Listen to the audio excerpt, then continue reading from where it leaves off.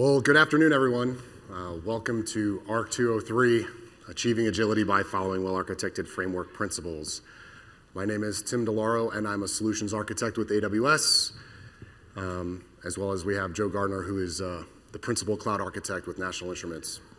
So I know at this time of the day, we're kind of between y'all and happy hour and the replay party, so let's kind of dive in and get started. So what are we going to talk about this afternoon? So you heard Werner talk about it this morning a little bit in the keynote as to what is the well-architected framework. We're going to dive into that a little bit deeper. We're going to dive into the design principles and tenets about being well-architected. And then probably why most of you are interested in this particular session is hearing from Joe and National Instruments on how they got to getting to well-architected and how that's allowing them to move faster on the platform. So the AWS Well-Architected Framework. So what is the AWS Well-Architected Framework? Well, it is in fact a framework that we developed here at AWS by solutions architects, some of my peers, through all of the various dialogues and conversations that we have with many of our customers and clients throughout the globe all the time. We've taken those different dialogues based on different workloads and different applications and kind of conformed those into a set of questions. And those questions allow us to kind of evaluate best practices for how to evaluate choosing architecture decisions on the platform. But what are those kind of questions and the general design principles to facilitate those good design patterns in the cloud? Many times, and you've heard this throughout probably your time here at reInvent this year, is stop guessing capacity needs, right? Having your demand curve and your capacity curve match. Testing your production system, or testing systems at production scale. Understanding what your systems will do as they would see in production, or as Joe will talk about even beyond production, is critically important to understanding and making sure that your platform is going to serve your customers as needed. Taking the data that your platform is delivering to you, so that's metrics from CloudWatch or logs from the various parts of your application, and using that data to make decisions on how to improve your architecture as you move forward. And then automating the ability to experiment. So experimentation is one of the really powerful things about AWS. You know, the ability to try something, test it at production scale, and then doing that in an automated fashion to making sure that's going to deliver what you need is something that's truly pretty powerful and just a general design good practice. And then lastly, as far as kind of a general best practice for design in the cloud is kind of allowing for evolution. Right? The ability for you to making sure that you're not locking yourself into a decision today for services and features that AWS may deliver over time, or that your own software may come have to fruition over time. So allowing yourself to kind of change as your use case changes over time. So again, what are the well-architected framework is this set of questions, and we've aligned these sets of questions around 5 different pillars. One of the new pillars that Werner actually talked about this morning was the new pillars being operational excellence. But again, it's a set of questions that are derived from those different conversations that people across AWS have with customers and clients all the time. And they're aligned to these different 5. Security, reliability, performance efficiency, cost optimization, and then, as I said, operational excellence. So let's dive into each one of those pillars and kind of talk around what are the general best design practices for each one of those pillars. So let's look at security. So when we're talking about security, we're talking about protecting information, your systems and assets while delivering business value. So what does that actually mean? Well, it starts with things like focusing on securing the system. One of the foundational things you'll hear in all of the various sessions that you attend at AWS and around security is the shared responsibility model.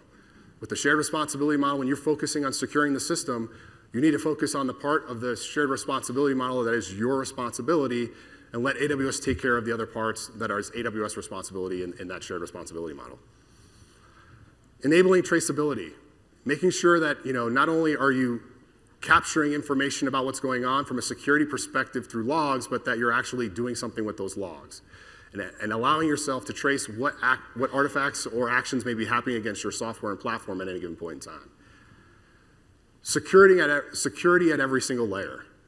So in VPC, you can enable network ACLs to secure subnets.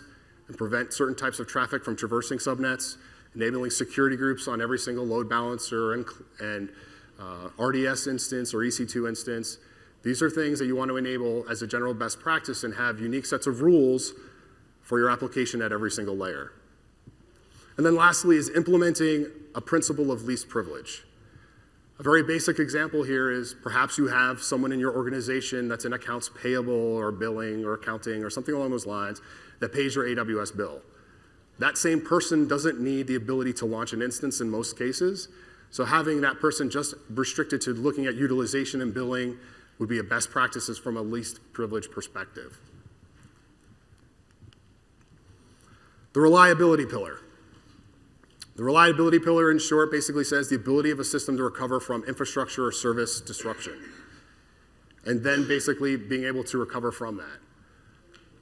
So critically important to that is testing the recovery procedure. This is no different than in many other technology platforms, but at AWS, it's critically important as well. If you don't actually test your recovery procedure, the ability for you to understand what's going to happen in the event of some kind of failure condition is usually going to result in a kind of undesirable outcome. Automatically recovering from failure. You want your application, you want your architecture of your infrastructure to recover from failure conditions. Whether that's an instance failure in your web fleet or any other kind of failure condition, you want to make sure that you enable the system overall to recover from that failure condition automatically. Kind of tying into that as well as being able to scale horizontally to increase availability. If you have a number of smaller instances, let's say web servers as an example, and you have many smaller instances in your web server fleet, and you have one instance fails, the blast radius of that single failure condition is much smaller than if you have fewer larger instances. So the ability for you to scale out as traffic scales out allows you not only to kind of facilitate performance and capacity, but reliability as well. And that also ties back into automatically recovering from failure. When you take a look at things like scaling out and scaling in, you're taking advantage most likely in auto-scaling and leveraging auto-scaling not only to kind of do that scaling, but also kind of recovering from that failure condition as well. And that all kind of comes together with stop-guessing capacity. So with features like auto-scaling, you don't want to over-provision your fleet. Let's use a web server example again. You don't want to have web servers automatically provisioned for kind of their peak workload when your peak workload is maybe Tuesday afternoon on a Sunday afternoon when no one's really using your system. So take advantage of what auto-scaling is doing for you so that it can automatically scale as your system needs. So the performance efficiency pillar. Basically, what the performance efficiency pillar says is efficiently using resources in the platform, right? And what are we talking about there? We're talking about things about taking advantage of the democratization of technologies as we create them. So as AWS creates services and features, take a look at those services and features and how you can take advantage of those. So there's less things for you to have to kind of monitor, manage, and maintain over the course of that system's lifecycle. So if you look at something like taking advantage of a relational database service.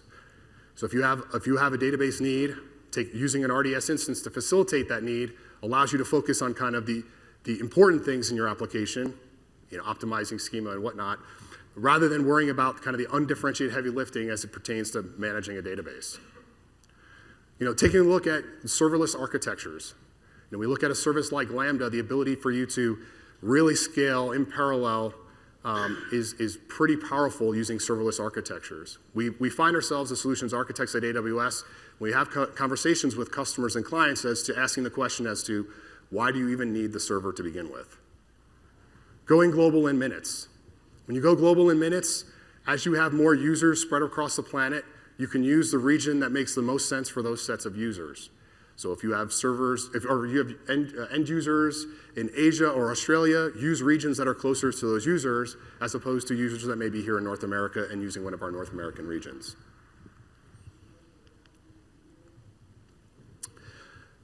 Cost optimization pillar. The cost optimization pillar basically says, don't spend more money on the AWS platform where it's not needed. So we're looking at things like taking advantage of managed services to reduce that total cost of ownership. Again, looking at a service like RDS. With RDS, again, we're taking care of the undifferentiated heavy lifting as it pertains to administering a database, which allows your team to focus on the application. Again, that, from a total cost perspective, allows you to really focus on the important value part of your particular system. Taking a look at kind of adopting a consumption model. So with AWS, it's a pay-as-you-go model. So you're only paying for things as you need them. And so when you're doing that, you really want to make sure that you're looking at all of the right features that allow you to do that in an efficient way. Analyzing and attributing expenditure. With AWS and services like features like tagging, you can really tag all of the resources across your platform and really do a show back or a bill back to the various users and groups that use the different services that you're providing. And you can really get finite detail as to what different departments or user groups are spending on the AWS platform. Taking advantage of the benefits of the economies of scale that the cloud provides. As AWS continues to grow and as we gain efficiencies across our various processes and procedures, we take a look at those opportunities and typically pass those things on to you as cost savings in the form of price reductions. There have been a number over the course of the inception of AWS. And then lastly is kind of stop spending money on data center operations. When we take a look at AWS, we take care of the undifferentiated heavy lifting as it pertains to racking and stacking servers and cabling and power and cooling, all those different tasks that typically don't derive a lot of business value, allow you to focus or distract you from focusing on kind of improving your system availability or improving delivering features to your end users.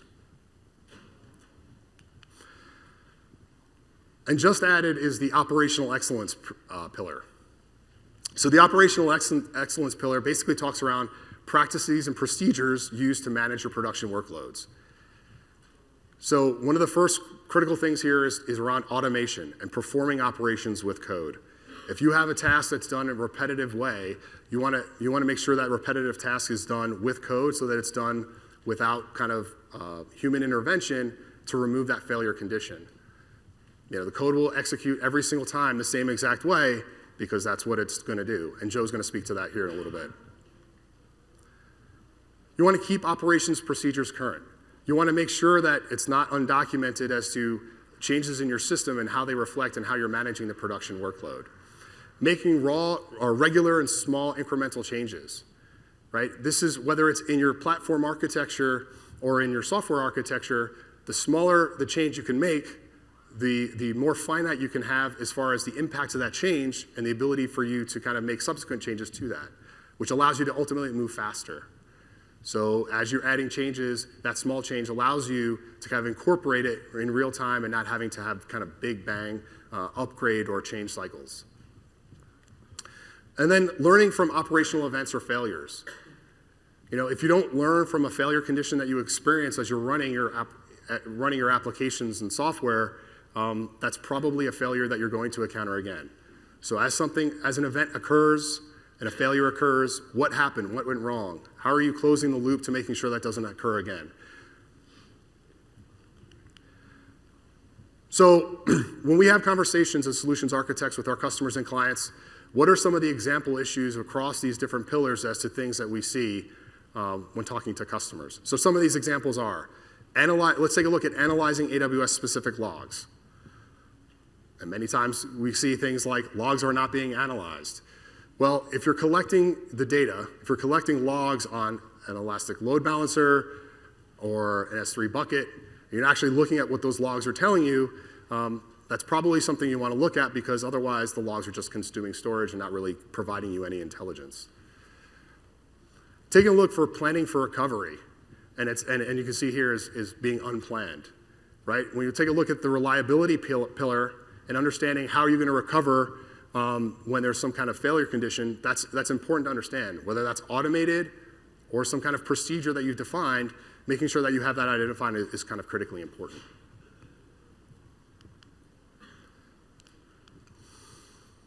And then lastly, the performance and cost optimization pillars. What are some example issues there? So we'll talk around evaluating new storage options. And you can see here it's listed as ad hoc. So it's important to understand that while evaluating new storage options may not seem critically important at first, you should always be kind of capturing the information around what storage is doing on your platform. So therefore, when new features come out or you need to expand capacity, increase performance, that you have kind of metrics and data to kind of back that up and that you can adopt those things as they need. Or as the AWS platform evolves with our pace of innovation and we add a new volume type or a new storage type of some sort, that you can identify that quickly and adopt that. And many times it will provide you better performance or more cost value for that particular same function. And then lastly, around cost optimization is the governance of having AWS usage, not having a policy. Obviously, making sure you have a policy in place for the governance of your spend on AWS is critically important so that you can make sure that you're kind of in line with kind of budgetary assumptions and usage on the platform. So with that, I'm going to turn it over to Joe Gardner. Joe is the principal cloud architect at National Instruments. I've been working with Joe for 3 years and kind of seeing National Instruments and their journey to kind of achieving agility through well-architected on the platform. Joe? All right. Thank you, Tim.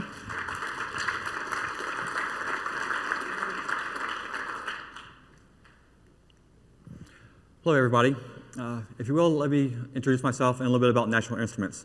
So National Instruments, we are a 40-year-old company. We're based in Austin, Texas, and we actually have over $1.2 billion in annual revenue. We also have over 7,000 employees. We are globally distributed with nearly 60 offices around the world, and we serve over 35,000 unique customers on an annual basis. As for myself, I'm a cloud architect at National Instruments. I joined NI in 2012, and in my time at National Instruments, I have re-architected our entire infrastructure to take advantage of well-architected principles. And as a result of this, we've learned a lot about the Well-Architected Framework. We've seen a lot of benefits, and I'm here to share those with you today. So a little bit about our AWS usage. We started developing on AWS 8 years ago, and we launched our first couple products in 2010. One of those products, the FPGA Compile Cloud, I will actually talk about a lot more today. When I joined in 2012, we had things that were working pretty well, but we were reaching our limits. We needed to make some changes. We needed to improve some things, and that's where we started to adopt well-architected principles. So in 2013, we had our first small change, and I would call this our first catalyst for greater change. And we actually made making a small change, I will go into more detail, that helped our scaling to let us grow to handle more and more users. After doing that change in 2013, we realized a lot of the benefits, and we launched a new product in 2014, and that new product we built from the ground up to use the Well-Architected Framework. That was a fairly large undertaking for us, but we learned a lot from that. And one of the big things that we learned from that was we had to go all in. Our existing products had to get moved over to the new environment. There was just way too many benefits to not do that. So in 2015, we actually had that migration where we moved all our existing products over to the Well-Architected Framework. So to start, I'm going to show you a very simple architecture diagram of what things looked like in 2012. And as you can tell, it was very simple. We used 4 AWS services at the time. We were using EC2 Classic, we're using Elastic Load Balancing, S3, and SimpleDB. Many people in here may not even know what SimpleDB is. It is the NoSQL database solution before DynamoDB was announced.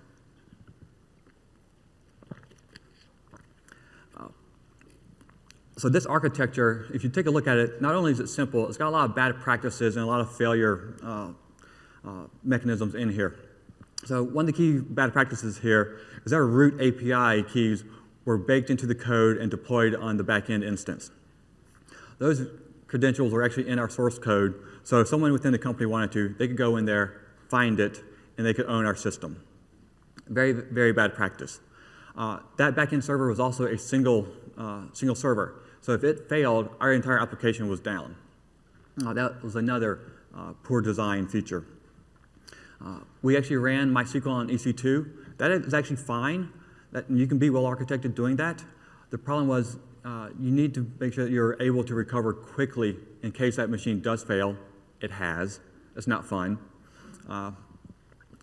So that's another area that we decided we wanted to improve as well, or we eventually needed to improve. So talking about some of the challenges that we had beyond just the architecture, our software deployment process was very lengthy. I counted at least 5 manual steps after the developer had committed their code to source code before it could actually be running in the dev or test environment or production. So 5 manual steps. It took the amount of deployment time varied, but it was not a good use of time. We lacked a lot of automation. And one thing I want to point out here is the time it took to replace a machine varied wildly, but I would say it took at least 30 minutes for a very simple replacement. Some of the more complex replacements would take 4 hours or longer to do.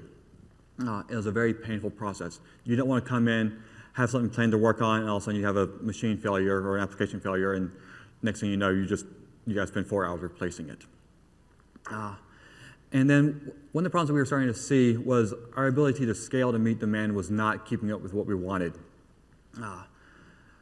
What was happening is our cloud products were becoming more popular with our customers, and as that growth occurred, we were seeing more usage, but we weren't able to keep up with their demands. So that actually leads us to that first change that we made with our FPGA Compile Cloud. So we learned what FPGAs were yesterday in the keynote. They're field programmable gate arrays, and basically it is hardware that you can program. FPGAs are used everywhere from now EC2 instances to scientific discoveries like some of the world's largest radio telescopes. And FPGAs can actually be found in some consumer products. Some of the newer cell phones have an FPGA inside of them as well. So the way that our customers use the FPGA Compile Cloud is they use NI's desktop software called LabVIEW, and they would perform their actual design using our interface, and then they would either run that compile locally, or they could submit it to the cloud. So these compiles can take a very long time. I've seen some compiles take over 24 hours to run.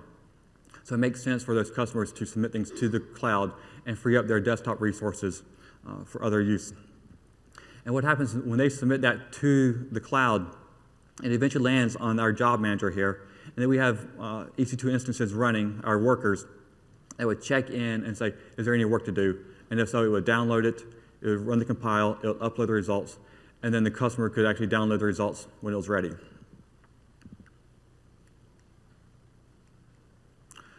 So looking at our scaling, one of the things that we had to scale here was the number of workers that we had based on how many compiles were needed to be run. So this is open up to our customers. If we had 5 compiles running, we only need 5 workers. If we had 20 compiles running, we needed 20. If we had 100, we needed 100. So what we did is we had an on-prem server that would actually connect to our job manager. It would check the queue information. It would find out how many jobs have been submitted, how many jobs are actually running, and also identify how many workers are running, and then to determine if it needed to scale out or scale in the number of workers. And that's how we handled our scaling. But we had some problems with that, which we'll get into a little bit more. So some of the challenges that we were seeing with this design, as our usage grew, we're getting a lot of alerts about jobs are backed up because we're not scaling fast enough. I don't like coming in and getting 5 or 10 alerts a day. I like to come in and work and get 0 alerts. I don't like it when I get paged like I have to go respond to something. I'm pretty sure everyone else in here would be the same way. Because things were taking a long time, our customers were not getting results back in a timely manner. Our customers would see that the jobs were actually waiting in queue. They would actually see, hey, this job's been in queue for 2 seconds or 20 minutes. And we don't like that. We wanted them to have a very positive experience, a very positive thought about National Instruments and our service. So we wanted to improve that. And something else that I remember doing way too often is when we had some of our alerts going off and some of these things were backing up, I remember spending many hours running the commands manually to actually scale out our environment. And it's not a good use of my time and it's not a good use of many engineers' time to do a manual step that can be automated, that should be handled for us.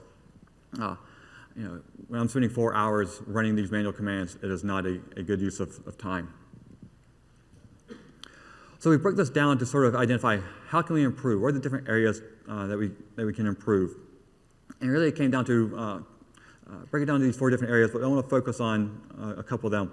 One of them is being what can be made faster, what needs to be made faster. So we actually broke down our scaling process and identified what was taking a really long time and how can we accelerate that. If something is taking 1 minute, that should take 5 seconds, let's fix that. If something is taking 5 minutes, that should take 30 seconds, let's fix that, let's figure it out. And then how can we make this where it's automated, how it's scalable, so there are, again, no more manual commands. So looking at our original design again, what we identified was a couple problems here. One of them was with the monitoring of the queue data. So this is basically a feedback loop. So we would check to see what's going on, we would react, scaling out or scaling in, and then we would check again to find out, all right, what's our next action? Do we need to scale out again? Do we need to scale in again? What do we need to do? Well, what we discovered was when we actually monitored that queue, it was great. If no change was happening, we'd check it every minute. But if a change was actually needed, the change that was needed, whether it be scaling out or scaling in, had to be completed before we would actually check the queue again and change our scaling efforts. So basically, if we checked one time, we needed to scale out by 2 more machines, and we're spending time to scale out those 2 machines. Next time we come back and we check, oh, now we need to scale out another 5 machines. Well, we just wasted time waiting for that. We weren't actually checking that feedback loop. We actually found the launching and the configuration of our servers was also taking a really long time. Each machine was taking about 5 minutes to configure. So after it came online, was available, we spent about 5 minutes configuring the machine. That was a very long time. We were actually able to reduce that significantly. We got it down to under a minute. Another thing we identified was that configuration process was being done serially. So if we were launching 10 machines, we had to wait for the first one to be completed before we started the second machine. We had to wait for the second machine to be completed before we started the third machine. So we had this cascading wait time. So while our delays got to the point where we were seeing 10, 30-minute delays, if we didn't fix this, they're going to become even worse. We're going to be looking at an hour or 2-hour delays. So we came up with a new scaling design. We got rid of our on-prem server. That was really enjoyed doing that. I'll tell you, telling IT you can get rid of my on-prem server, good feeling. What we did is we had the job manager submit or calculate what it actually needed in terms of scaling. If it needed, all the data was available there. So why have another machine come in and determine if it needed to scale? That machine can do it, can tell us already. So it ran some processing for us, and it submitted a custom CloudWatch metric that we could then use to scale off of. We replaced our individual instances with an auto-scaling group. That allowed us to use a scaling alarm to actually scale out the number of machines that we had. And then the configuration process, we took this process that was taking 5 minutes, we were able to distill that down to a single user data script, which we were not using user data before. We put that in the user data script, and we were able to get the machines to run that in about 1 minute. And because the machines in the auto-scaling group weren't dependent on any service or any external resource, they would run in parallel. So now if we needed 10 machines, basically it was after the 10th machine was launched, about a minute later it would be ready. There was no more waiting for the previous 9 to be completed. So that really helped our design. And one thing that we had to do, though, is we wanted to try to figure out, well, we got this new design, how do we deploy it? So we had developed our own internal tool to manage our infrastructure. Our internal tool was custom coded, and it wasn't ready to handle things like the auto-scaling group. So it's like, all right, we had to figure out how we're going to manage this. We wanted to do infrastructure as code. We were already doing infrastructure as code. We had to keep that as one of our practices. So we ended up putting this thing in a CloudFormation template, and that became our infrastructure of code. One nice thing that resulted from that is we were actually able to test this new scaling design without turning off the old scaling design.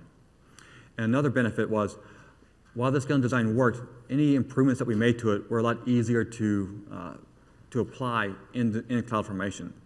They're a lot easier to make little tweaks using this tool.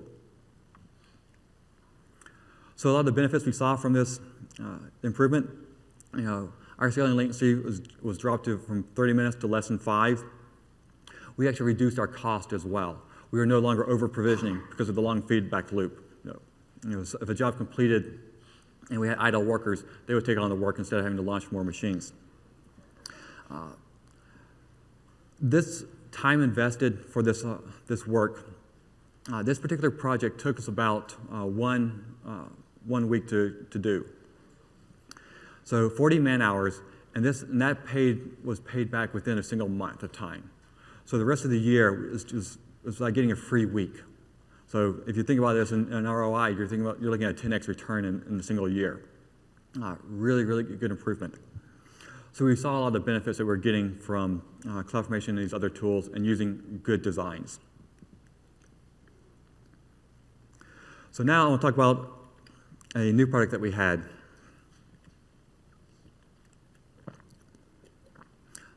So we decided to create a new product, and it was a web application. And to start with, we decided, all right, we want this to be well architected from the beginning. So we looked, and we found the AWS reference architecture for a web application. We identified where we needed to make some tweaks for things that were specific or unique to our application. For example, our backend servers needed to have access to S3. They also needed access to SimpleDB. And we added those to this diagram. So with this, we wanted to make sure that we were using a lot more of the AWS services. We wanted to make sure that we were using VPC. We saw the writing on the wall that all the new features, all the cool things were happening in VPC. Let's go there. We wanted to use RDS, and we use the MySQL engine.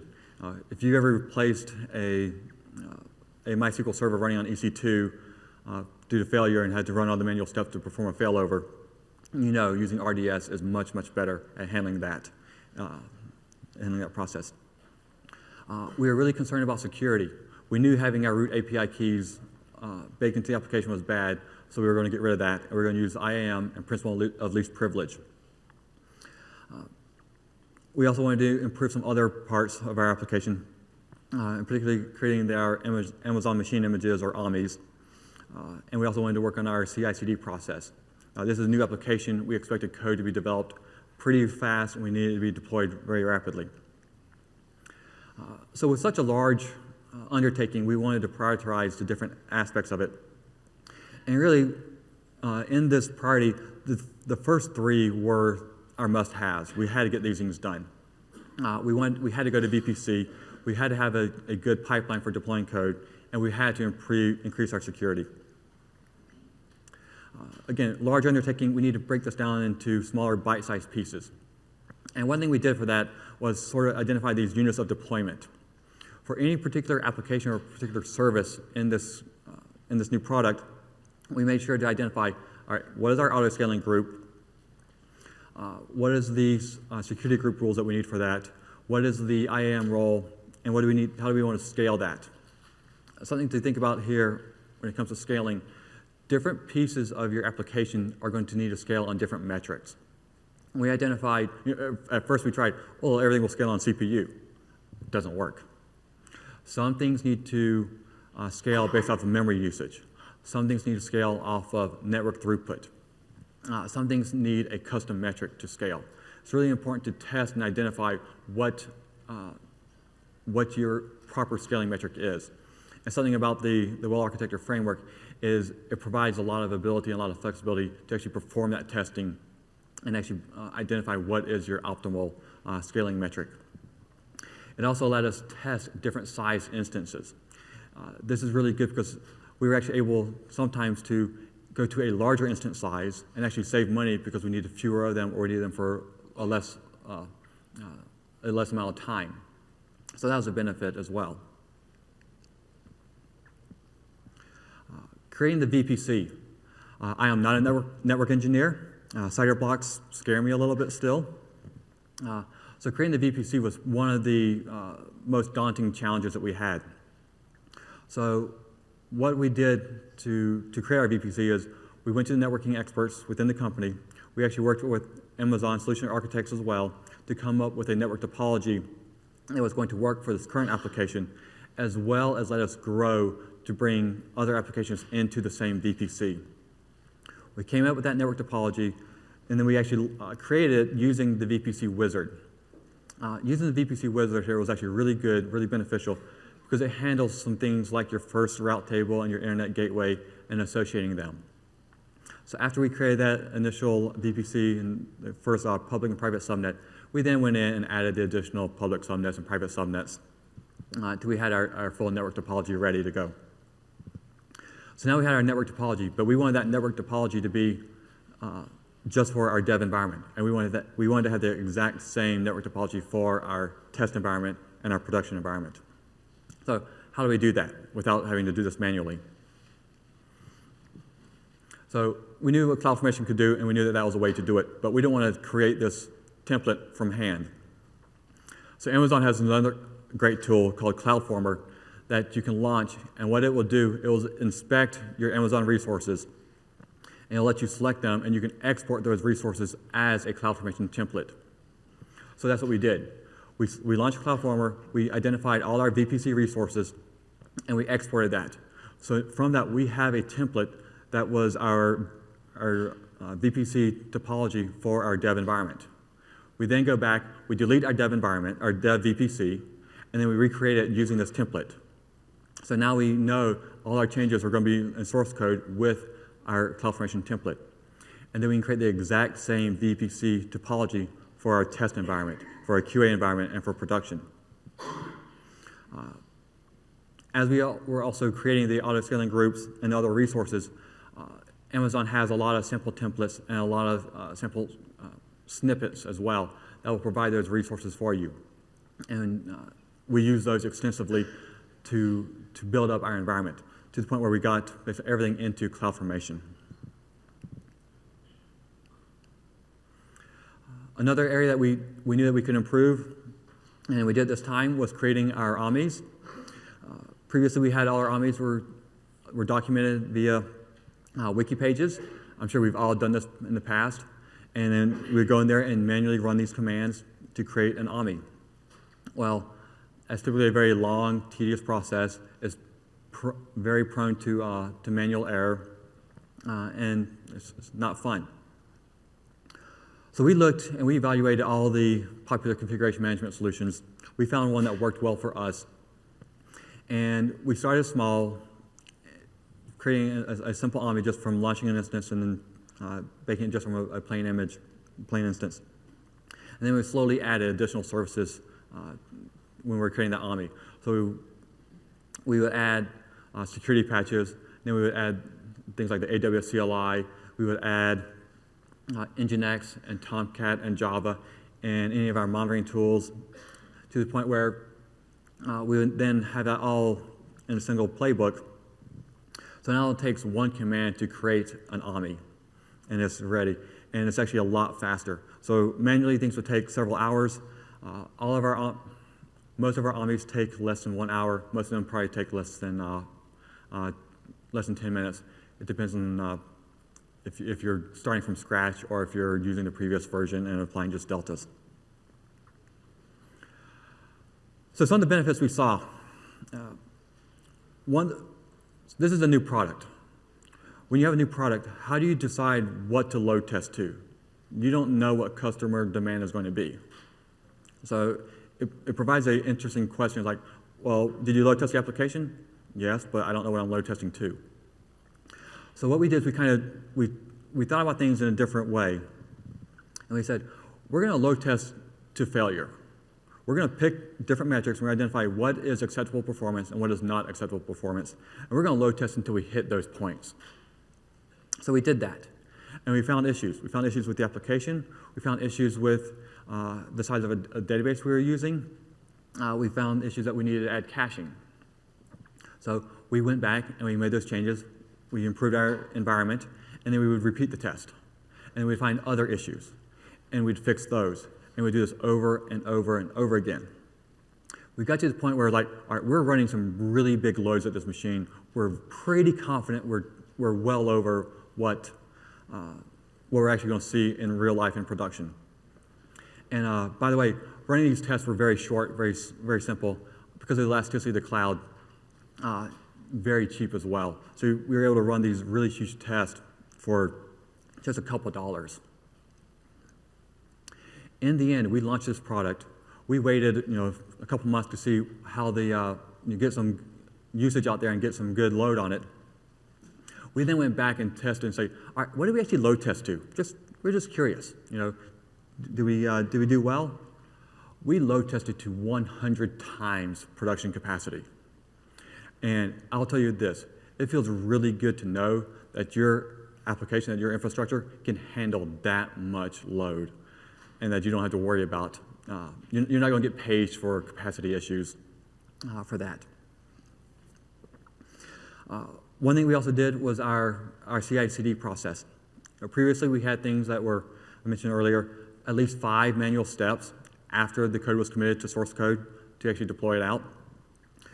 We focused on creating a process here. Code commit, code pipeline, code deploy were not available yet. So we had to come up with a homegrown solution. And what we did was we made where all the developers had to do was to drop a code artifact into an S3 bucket, and it would be deployed to our machines, to the environment automatically.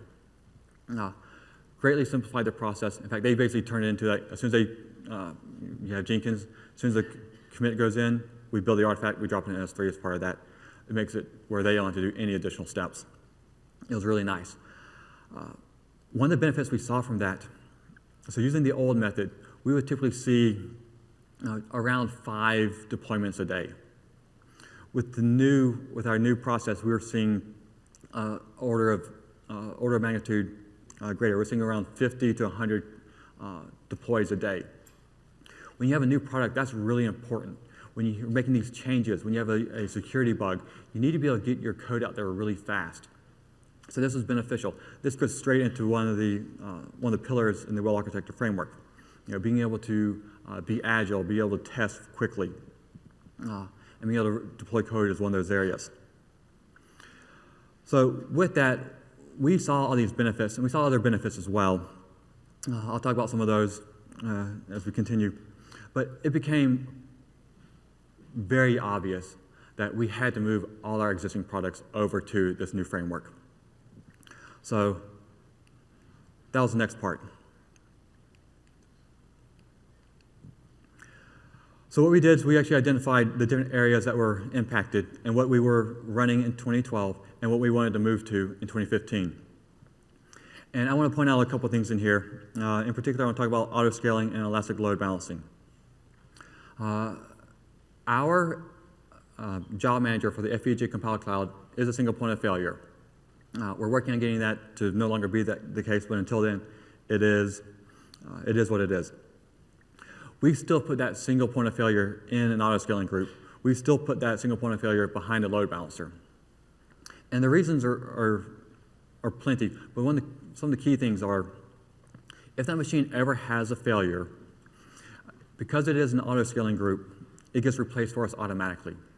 So the way things used to be, if that machine had a failure, an alert would go out, the on-call would get paged, they'd have to stop what they're doing, get to a computer if it was on the weekend, and they would have to start to debug the machine, make sure it's down, and start the replacement process. Now what happens is if that machine goes down, auto-scaling detects that, it launches a new machine for us. The on-call still gets paged, but now instead of actually starting the replacement process, he comes in and just verifies that everything is working again. So it provides a lot better solution for the on-call.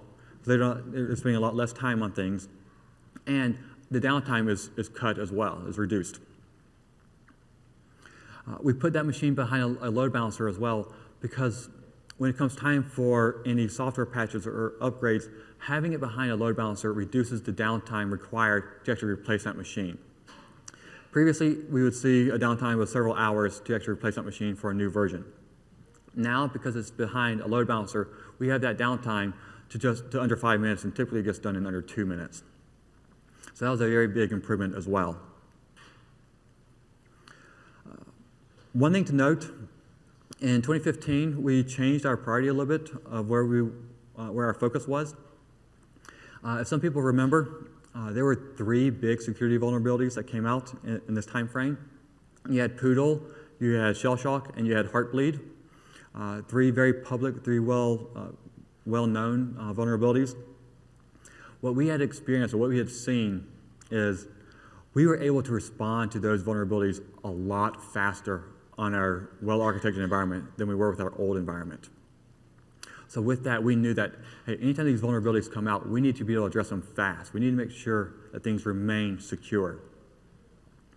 So with those 3 vulnerabilities and what we had seen, our experience, we were able to patch our well-architected environment in just a few hours or less, whereas our old environments took, it says, a couple of days to patch.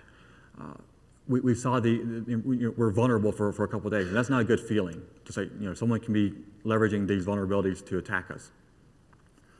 So we knew that became our number 1 priority. Security remains our number 1 priority as well. So some of the improvements that we saw, so we deleted our root API keys. If I could find it, I'd actually show it up here for you, because you can't use it anymore. So we're using IAM roles, which is really good. We're following the principle of least privilege. We also got rid of our single points of failure. The architecture diagram you saw earlier was a very simplified version. We had a lot of single points of failure in there. We were able to get rid of all but one of those, and we're working on that last one as well. Creating a separate environment. I'm not joking when I say it would take a month to create a new environment. So if you wanted to do a particular regression test, or you wanted to do benchmarking with our old tools, it would take a month to spin up a new environment. So what happened was, it never happened. You would repurpose an existing environment to do that load, or to do whatever job that was. And you basically, whatever environment you sacrificed, you would stop doing, which was typically our development effort. So we'd stop developing while they were using that environment for benchmarking or regression or whatever. Now we can create an environment in less than 2 hours. We've done this multiple times. Our customers, our internal teams are ecstatic about this. They come to us thinking it's going to take a week, and we tell them, no, we can get it to you this afternoon. They feel really good about that.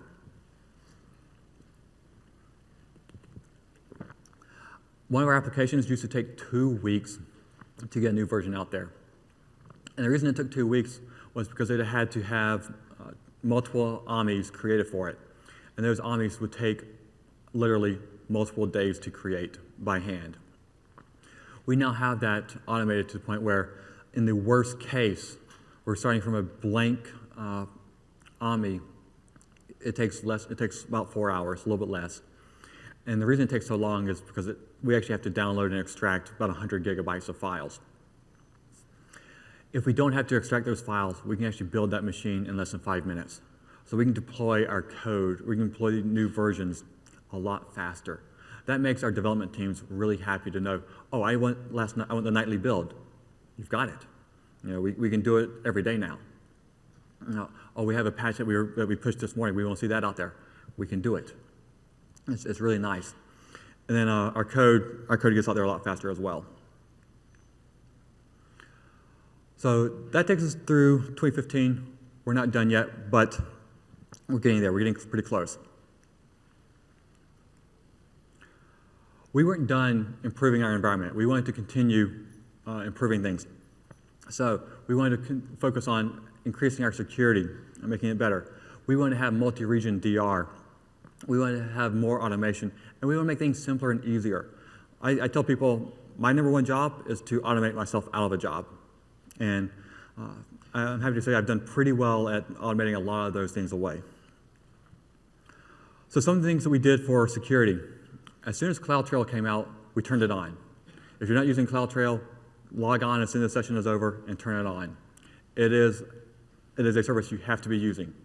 And after you turn it on, start monitoring those logs as well. As Tim mentioned, having logs and not monitoring them isn't good. I'll give you a couple examples of things that we do in CloudTrail. We make sure that anyone who logs onto the console is using MFA, multi-factor authentication. We all forget our phones, we'll leave it at home, or we'll have to get a new phone or whatever, and we'll have to disable MFA. No big deal, it happens to everybody. But what we do is we log that and we report it to the team, so what happens is we don't forget that we need to turn MFA back on. It helps us make sure that we're following best practices, that we're using MFA. Another thing we do, we actually check to see what regions are being used.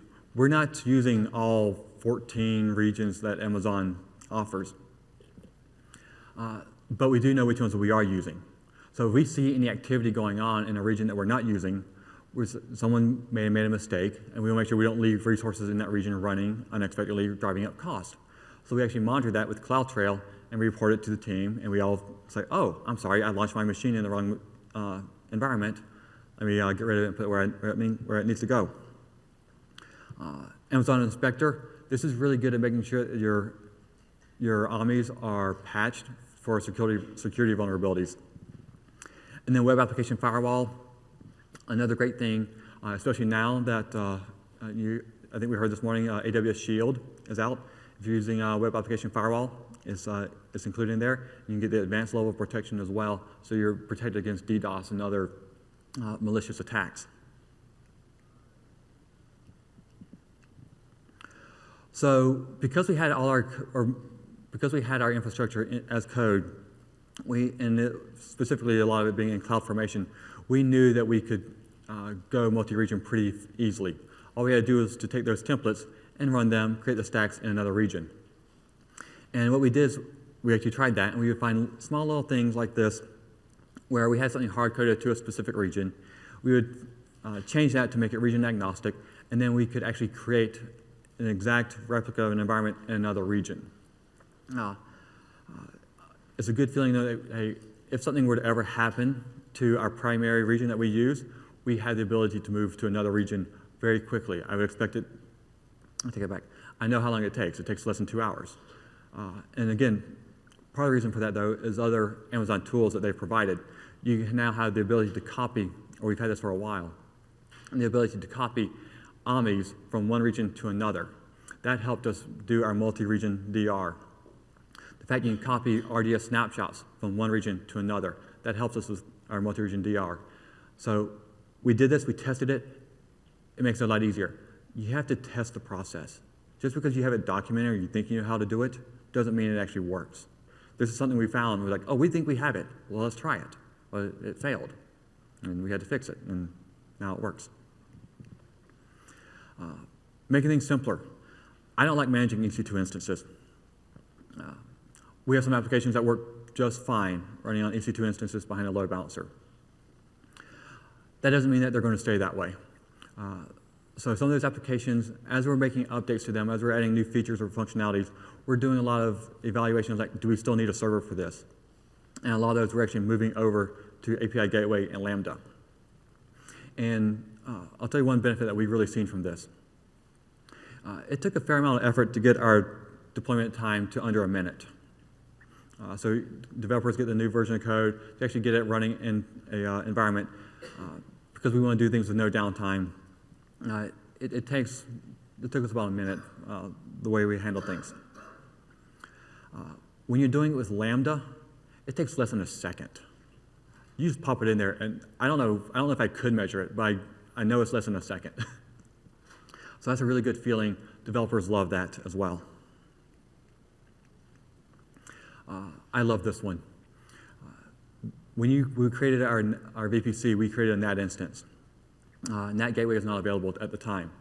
Amazon wrote a great white paper on how to have highly available NAT instances. We wrote the code. It took a couple weeks to write. It was several hundred lines of code once we got it done in CloudFormation. Again, 2 weeks, multiple weeks to write this. NAT Gateway was announced. I was like, I want to try this out. It was toward the end of the day, and I was like, I want to research it, see what I need to do, and I'll finish it tomorrow morning. So with about half an hour left in the day, I started on it. 15 minutes later, I had NAT Gateway running in CloudFormation, and I replaced the several hundred lines of code with just 12 lines of code. And I was like, I thought this was going to take me hours, and it took 15 minutes. Incredible, incredible improvement. And now I don't have to worry about managing that NAT instance anymore. And I get a lot of other benefits as well because NAT Gateway provides them for me. A couple other services are really good. I won't go into too much detail about these. Certificate Manager, make sure that you're running, keeping your traffic encrypted in transit. AWS Config is really good to make sure you know what's happening to your environment as it moves on. So looking at some of the benefits, so we're now able to, we've practiced going DR to another region. One thing I want to talk about here a little bit is our growing of applications. So we've more than tripled the number of applications with 0 headcount increase. That in itself is pretty nice. The variety of applications has increased as well. Those 3 applications were all Java. We now do Java, JavaScript, Python, .NET, and we're working on our first Go application. We would not have been able to have that variety of applications in our old environment. Using well-architected principles, using the framework, allowed us to increase the variety of applications, let the developers do what they do best, and that we're not tying them to a certain tool. Another thing, we're actually able to accelerate how fast we bring on applications. We've actually brought on more applications in the past year than we have in any previous year, and again, it's because of the framework. One more thing here that's not listed on here, Netflix Chaos Monkey. Netflix Chaos Monkey will randomly terminate machines. You can configure it to terminate your machines in your environment. When I started, running Chaos Monkey was unfathomable. We just knew it wasn't possible. If it took 30 minutes to replace a machine, you can't have machines going down randomly. We turned it on in dev. We learned some things about our environment. We made improvements. And right now, we run Chaos Monkey in production. It has really helped us make sure that things are reliable. It has really helped make our environment really strong. I just have 2 more slides. I'm going to get through these pretty quick. Lessons learned.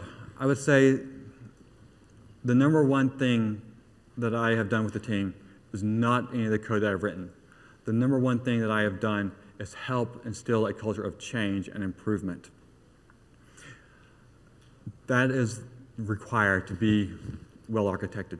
As Amazon introduces new things, you have to improve and continue to improve.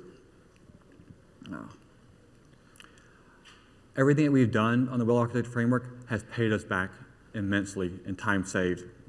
We're talking about 2x to 10x return within a single year of developers' time or in engineering time. You also need qualified people to accomplish this.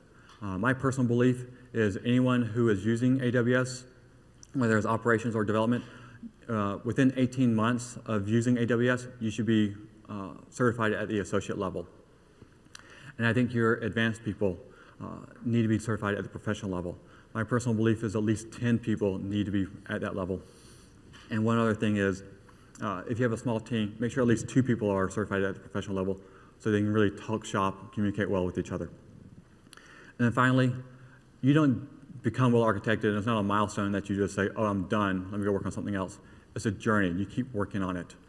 We've seen a lot of improvements. We've seen a lot of announcements in the past couple of days. One of my jobs going back, when I go back to Austin, will be reading all the details about these new services and figuring out how I can improve my infrastructure. So as Amazon improves, I need to make sure that I take those improvements and bring them to our infrastructure. And with that, I'm going to give it back to Tim.